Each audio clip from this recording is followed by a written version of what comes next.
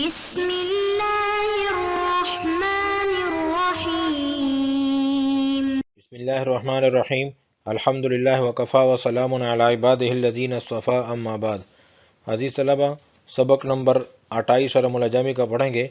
وَإِنَّمَا عَدَلَ الْمُصَنِّفُ سے لے کر اِذَا كَانَ إِعْرَابُهُ بِالْحَرْكَةِ تک۔ آج کے سبق میں پڑھیں گے مورب کی تعریف کے بارے میں۔ علامہ ابن حاجب نے تعریف کی ہے المرکب الذی لم یشبہ مبنی الاصل، اور جمہور نحوی حضرات نے تعریف کی ہے مختلف آخرہ باختلاف العوامل۔ تو علامہ ابن حاجب نے جمہور نحوی حضرات کی تعریف سے عدول کیوں کیا ہے، اور مورب کے حکم کے بارے میں پڑھیں گے۔ اب ترجمے کی طرف دیکھ لیں۔ وَإِنَّمَا عَدَلَ الْمُصَنِّفُ عَمَّا،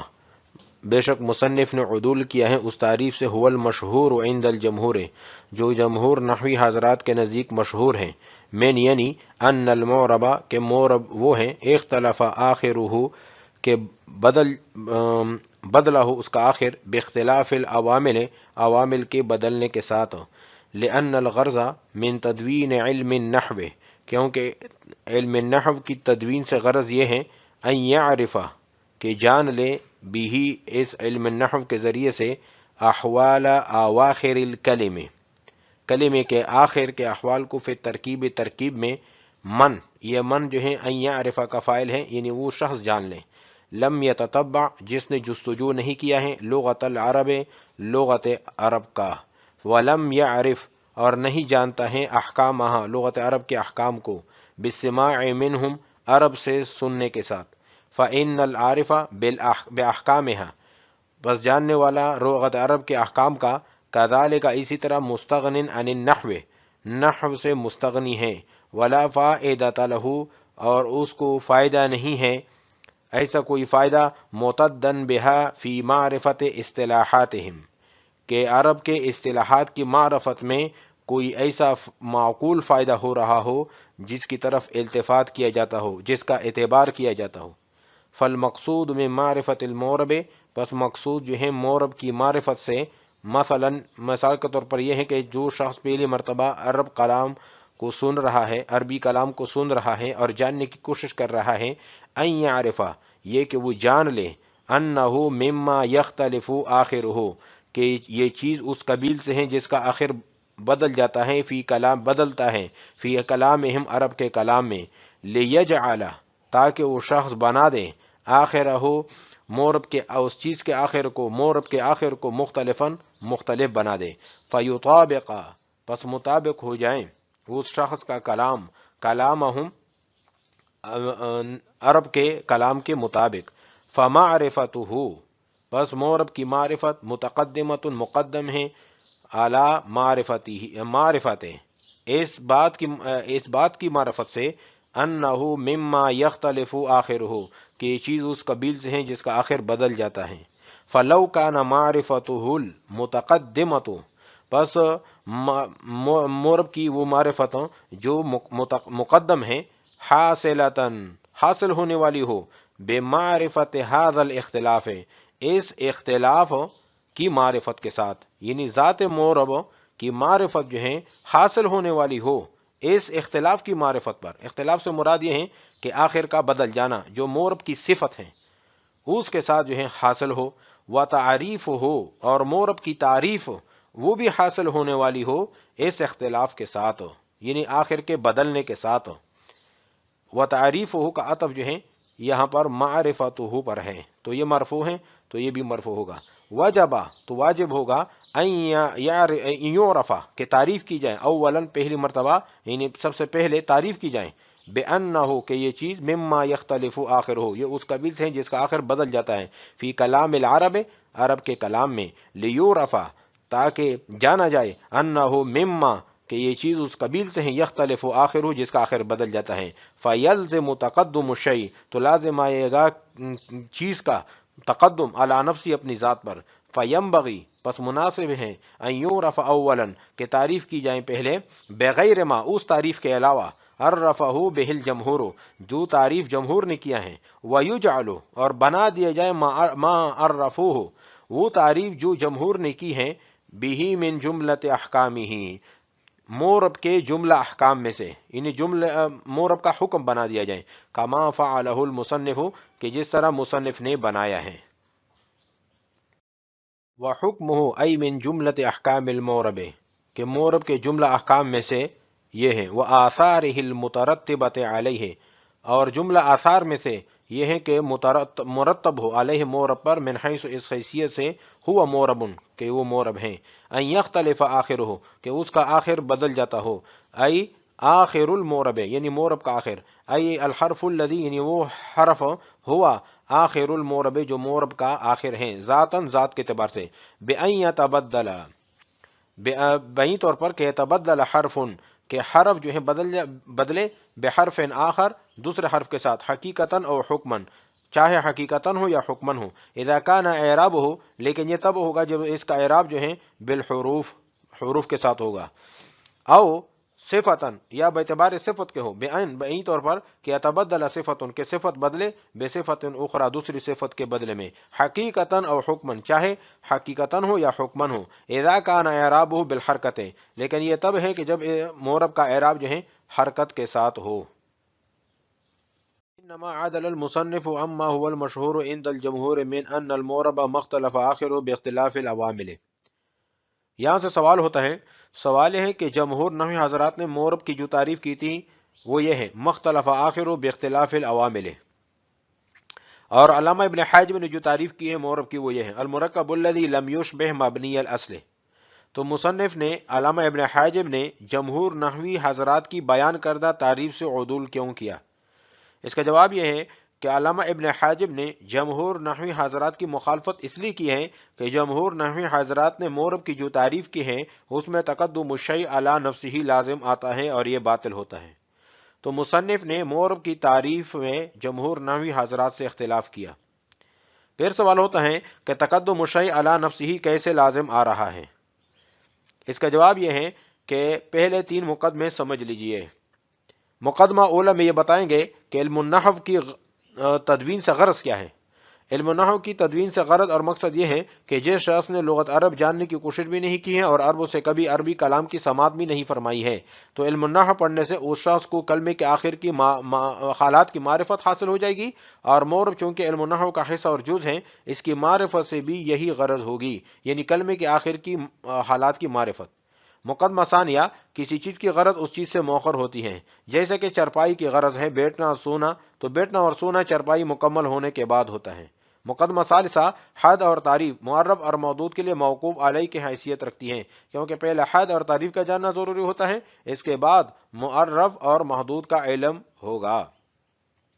تو اب پہلے 2 مقدمے جو ہیں، مقدمہ اولا اور مقدمہ ثانیہ، اس کا تقاضا تو یہ ہے کہ مورب کی ذات پہلے ہو اور اس کی تعریف اس کی جو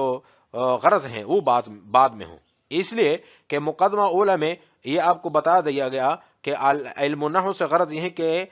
کلمے کے آخر کی حالات کی معرفت،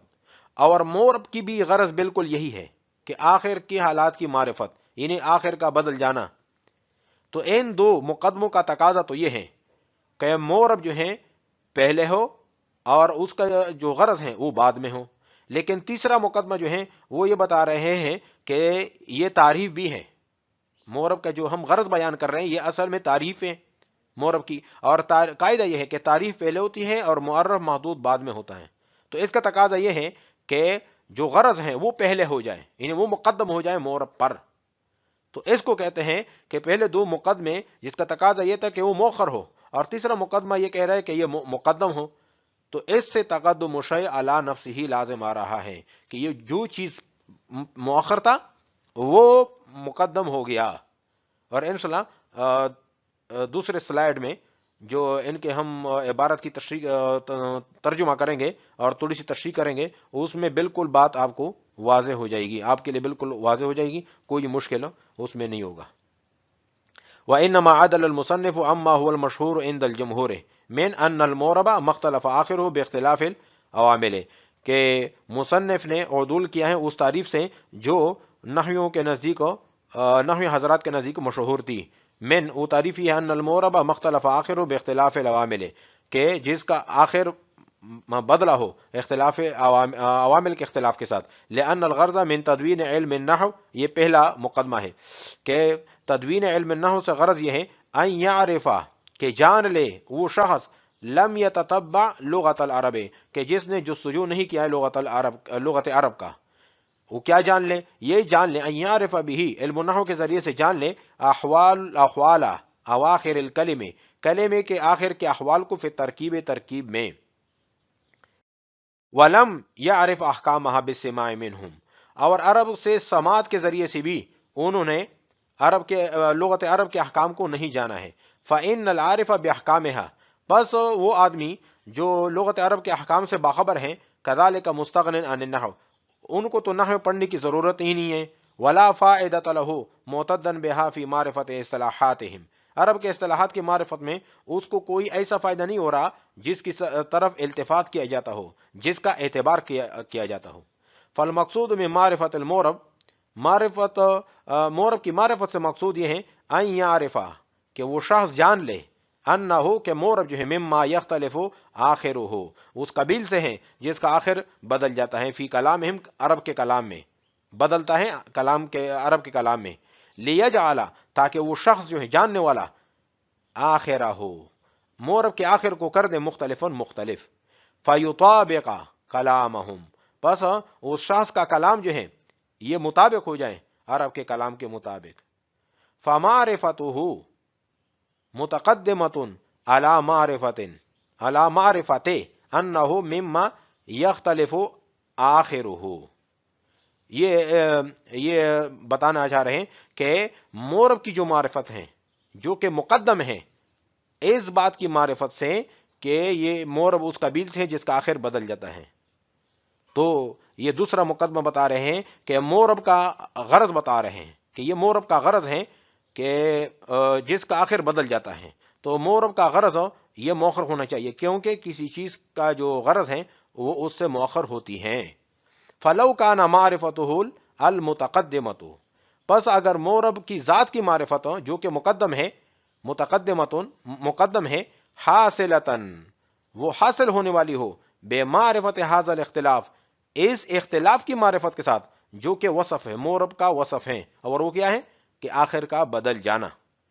وتعریف ہو بھی، اور مورب کی تعریف وہ بھی حاصل ہونے والی ہو بھی اس اختلاف کے ساتھ جو کہ وصف ہیں. تو وجب ان یعرف اولا کہ پہلے تعریف کی جائے، بانہ بئی طور پر، مما یختلف آخرہ کہ مورب اس قبیل سے ہیں جس کا آخر بدل جاتا ہے، کلام عرب میں. لیعرف تاکہ جانا جائے، انہ مما یختلف آخرہ کہ یہ اس قبیل سے ہیں جس کا آخر بدل جاتا ہے. فیلزم تقدم شیء علی نفسہ، پس لازم آئے گا تقدم شیء علی نفسہ. تو یہاں پر منطقی طریقے سے بھی آپ کو سمجھانا چاہتے ہیں، زید معرب یہ صغرا ہے، ای مما یختلف آخرہ باختلاف العوامل، یہ صغرا ہے کہ زید جو ہے یہ معرب ہے، یعنی اس قبیل سے ہیں جس کا آخر بدل جاتا ہے عوامل کے بدلنے سے. اور دوسرا کبرا ہے، وَكُلُّ مُعْرَبٍ مِمَّا يَخْتَلِفُ آخِرُهُ بِاخْتِلَافِ الْعَوَامِلِ، اور ہر وہ معرب یہ اس قبیل سے ہوتا ہے جس کا آخر جو ہے عوامل کے بدلنے سے بدل جاتا ہے. تو اب نتیجہ یہ ہے فَزَيْدٌ مِمَّا يَخْتَلِفُ آخِرُهُ بِاخْتِلَافِ الْعَوَامِلِ، تو زید جو ہے یہ اس قبیل سے ہیں جس کا آخر عوامل کے بدلنے سے بدل جاتا ہے. تو اب دیکھ لو، پہلا جو صغرا ہے اور آخر میں جو نتیجہ ہے یہ ایک جیسے ہیں، بالکل ایک ہی ہیں. زید معرب مما یختلف آخر باختلاف العوامل، اور فزید مما یختلف آخر باختلاف العوامل. تو یہ صغرا اور نتیجہ ایک جیسے ہوئے، تو اس کو کہتے ہیں تقدم شیء علی نفسہ. فینبغی، پس مناسب ہے، ان یعرف اولا کہ پہلے تعریف کی جائیں، بغیر ما اس تعریف کے بغیر، اس تعریف کے علاوہ، عرفہ بہ الجمہور جو تعریف جمہور نے کی ہے، ویجعل ما عرفوہ بھی من جملت احکامہ، اور جو تعریف جمہور نے کی اس کو بنا دیا جائے مورب کے جملہ احکام میں سے، کما فعلہ المصنف کہ جس طرح مصنف نے ان کو بنایا ہے. من جملت احکام المورب، یہ سوال مقدر کا جواب ہے. سوال یہ ہوتا ہے کہ مصنف نے اسم ظاہر کی اضافت اسم ضمیر کی طرف کی ہے، اور قاعدہ ہے کہ جب اسم ظاہر کی اضافت اسم ضمیر کی طرف ہو تو یہ استغراق کا فائدہ دیتا ہے. بس مطلب یہ ہوگا کہ اسم مورب کے جملہ احکام یہی ہے کہ اس کا آخر عوامل کے اختلاف سے مختلف ہو جائیں، حالانکہ اسم مورب کے تو اس کے علاوہ بھی بہت سے احکام ہیں. اس کا جواب یہ ہے کہ صرفی نحوی قاعدے اکثریت ہوتے ہیں، کلیہ نہیں ہوتے، لہذا یہاں پر حکم کی اضافت ضمیر کی طرف استغراق کی نہیں بلکہ عہد خارجی ہے. پس معنی یہ ہوگا کہ اس میں مورب کا جملہ احکام میں سے ایک حکم اختلاف آخر بھی ہے. وآثارہ المترتبۃ علیہ، یہ بھی ایک سوال کا جواب ہے. سوال یہ ہوتا ہے کہ لفظ حکم کی اضافت ضمیر کی طرف درست نہیں، کیونکہ حکم نام ہے نسبت خبریہ کا، اور نسبت خبریہ مسند الیہ اور مسند کے مابین پائی جاتی ہیں، اور مسند الیہ اور مسند یہ جملہ اور کلام میں پائے جاتے ہیں، جبکہ اس میں مورب مفرد ہیں. اس کا جواب یہ ہے کہ حکم کے دو معنی ہیں، ایک لغوی معنی، ایک اصطلاحی. حکم کا لغوی معنی ہے اثر مرتب علی الشیء، اور حکم کا اصطلاحی معنی ہے وہ نسبت جو مسند الیہ اور مسند کے درمیان ہوتی ہے. یہاں پر حکم کا لغوی معنی مراد ہے. وآثارہ المترتبۃ علیہ من حیث ہوا مورب، یہ بھی ایک سوال کا جواب ہے کہ مورب کا جو حکم اپنے افراد کو جامع نہیں، کیونکہ بہت سے احکام خارج ہو جاتے ہیں. مثلا فاعل کا حکم رفع ہے، مفعول کا حکم نصب ہے، اور غیر منصرف کا حکم اس کے آخر میں کسرہ اور تنوین کا نہ آنا ہے، حالانکہ یہ سب کے سب مورب ہیں. اس کا جواب یہ ہے کہ یہاں حیثیت کی قید ملحوظ ہیں، یعنی حیثیت کی قید کا اعتبار کیا گیا ہے، یعنی مورب کا یہ حکم اور اثر کسی اور حیثیت سے نہیں بلکہ مورب ہونے کی حیثیت سے ہیں کہ اس کا آخر عوامل کے بدلنے سے بدل جائے. اور فاعل کا مرفوع ہونا، مفعول کا منصوب ہونا، اور غیر منصرف پر کسرہ اور تنوین کا نہ آنا، یہ مورب کے ساتھ جمع ہو سکتا ہے. یعنی فاعل مرفوع بھی ہو اور مورب بھی ہو، جس طرح کہ جاءنی زید، مفعول منصوب بھی ہو اور مورب بھی ہو، رأیت زیدن، غیر منصرف بھی ہو اور مورب بھی ہو. ایک چیز مررت باحمد، تو اس میں یہ سب چیزیں جمع ہوئی ہیں. لیکن ان تمام مثالوں میں ہر ایک کی الگ الگ حیثیت سے، جاءنی زید میں یہ فاعل تھا، رأیت زیدن میں یہ منصوب ہے، مفعول ہے، مررت باحمد میں مجرور ہے جارہ کے لیے، اور یہ بھی مفعول غیر صریح ہے. جس طرح کہ ایک شخص باپ بھی ہو اور بیٹا بھی ہو. باپ اس حیثیت سے کہ اس کی اولاد ہیں، یعنی بیٹے وغیرہ پائے جاتے ہیں، بیٹیاں پائی جاتی ہیں، تو ان کو باپ کہا جائے گا. اور بیٹا بھی ہے کہ ان کے اپنے والدین موجود ہیں، یعنی والدین کے پائے جانے کی وجہ سے یہ خود بیٹا بھی ہے. این یختلفا آخرہ، ای آخر المورب، یہ ایک سوال کا جواب ہے کہ مورب کا حکم عوامل کے بدلنے سے اس کا آخر بدل جائے، یہ کہنا درست نہیں، کیونکہ مسلمون اس میں مورب ہیں لیکن اس کا عوامل کے بدلنے سے آخر نہیں بدلتا، جیسے جاء مسلمون، رأیت مسلمین، مررت بمسلمین. اس کا جواب یہ ہے کہ اسم مورب کے آخر سے مراد اسم مورب کا آخری حرف ہے، اور جمع مذکر سالم کا آخری حرف نون نہیں بلکہ اس کا ماقبل والا حرف ہے. ای الحرف الذی، یعنی وہ حرف ہوا آخر المورب جو مورب کا آخر ہے. ذاتن، اے ذاتن او صفتن، یہ بھی ایک سوال کا جواب ہے. سوال یہ ہوتا ہے کہ اختلاف آخر اس مورب میں تو ٹھیک ہے، یعنی جس مورب کا اعراب بالحرف ہو اس میں تو ٹھیک ہے، لیکن اس مورب میں درست نہیں جو جس مورب کا اعراب بالحرکت ہو. تو اس کا جواب یہ ہے کہ اختلاف عام ہے، اختلاف آخر عام ہے، خواہ وہ ذاتی ہو یا صفتی. اور مورب بالحرکت میں اگرچہ اختلاف ذاتی نہیں ہوتا مگر اختلاف صفتی ہوتا ہے. اختلاف ذاتی کیسے کہتے ہیں کہ مورب کا آخری حرف دوسرے حرف سے بدل جائے، یعنی جاءنی ابو کا، رأیت آبا کا، مررت بابی کا، تو یہاں پر حرف بدل رہا ہے. اور اختلاف صفت یہ ہے کہ مورب کی آخری حرکت دوسرے حرکت سے بدل جائیں، جیسے جاءنی زید، رأیت زیدن، مررت بزیدن، تو زیدن کی جو آخری حرکت ہے وہ رفع ہے، وہ بدلتا رہتا ہے. رأیت زیدن کی وجہ سے بدل گیا، نصب میں تبدیل ہو گیا، اور مررت بزیدن میں جر کے ساتھ تبدیل ہو گیا، تو یہ بدلنا ہوتا ہے. پھر بأن يتبدل حرف بحرف آخر، یہ صفت ذات کی تعریف کی ہے کہ حرف بدل جائے حرف کے بدلے میں، حقیقتاً او حکماً. یہ بھی ایک سوال کا جواب ہے. سوال یہ ہوتا ہے کہ آپ کا کہنا کہ اس مورب کے آخر جو ہیں عوامل کے بدلنے سے اختلاف ذاتی ہوگا یا صفتی ہوگا، یہ درست نہیں، کیونکہ تثنیہ اور جمع مذکر سالم کی حالت نسبی اور حالت جری میں اختلاف ذاتی بھی نہیں پایا جاتا اور اختلاف صفتی بھی نہیں پایا جاتا۔ اس کا جواب یہ ہے کہ تثنیہ اور جمع مذکر سالم کی حالت نسبی اور حالت جری میں اختلاف ذاتی پایا جاتا ہے، اور اختلاف ذاتی عام ہے، خواہ حقیقتاً ہو یا حکمن ہو۔ تسمیہ اور جمع مذکر سالم کی حالت نسبی اور حالت جری میں اختلاف ذاتی حکمن پایا جاتا ہے، کیونکہ یا جو ہے عامل ناصب کے داخل ہونے کے بعد علامت نصبی حکمی ہے، اور عامل جر کے داخل ہونے کے بعد علامت جر حقیقی ہیں، اور یہ تب ہیں کہ جب مورب کا اعراب بالحرف ہو۔ او صفتن بأن يتبدل، صفت کی تعریف کر رہے ہیں کہ صفتی کون سا اعراب ہوتا ہے، صفتی مورب وہ یہ ہے کہ بأن يتبدل، کہ مورب کا آخر بدل جائے، مورب کا جو آخر میں صفت ہے وہ بدل جائے، بے صفت نخرا، دوسری صفت کے بدلے میں، حقیقتاً اور حکمن۔ یہ بھی ایک سوال کا جواب ہے۔ سوال یہ ہوتا ہے کعب کا یہ کہنا کہ اس مورب کے آخر میں عامل کے بدلنے سے اختلاف ذاتی ہوگا یا صفتی ہوگا، درست نہیں، کیونکہ غیر منصرف کی حالت نصبی اور حالت جری میں اختلاف ذاتی بھی نہیں پایا جاتا اور اختلاف صفتی بھی نہیں پایا جاتا، جیسے رأیت احمد مررت باحمد۔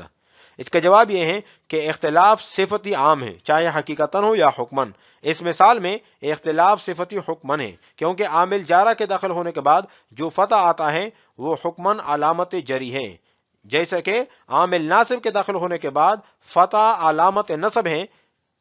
یہ تب ہے کہ جب حرکت مورب کا اعراب بالحرکت ہو۔ او صفتن، یا مورب کا جو عوامل کے بدلنے سے جو آخر بدلتا ہے اختلاف ذاتی ہوگا یا صفتی، تو اختلاف صفتی کی تعریف کر رہا ہے کہ وہ یہ ہوتا ہے بأن يتبدل صفتن، کہ صفت بدلے بے صفت نخرا، دوسری صفت کے بدلے میں، حقیقتاً اور حکمن، چاہے حقیقتاً ہو یا حکمن ہو، اذا کان اعرابہ بالحرکت، لیکن یہ تب ہے کہ جب اعراب بالحرکت ہو۔ تو آپ کو یہ بھی معلوم ہو گیا کہ مورب کا جو اعراب ہے یہ دو قسم پر ہوگا، اعراب بالحرکت ہوگا اور اعراب بالحرف بھی ہوگا۔ آج ہم نے پڑھا ہے وَإِنَّمَا عَدَلَ الْمُصَنِّفُ سے لے کر اِذَا كَانَ اعرابہ بالحرکت تک۔ وعلیکم السلام ورحمۃ اللہ تعالی وبرکاتہ۔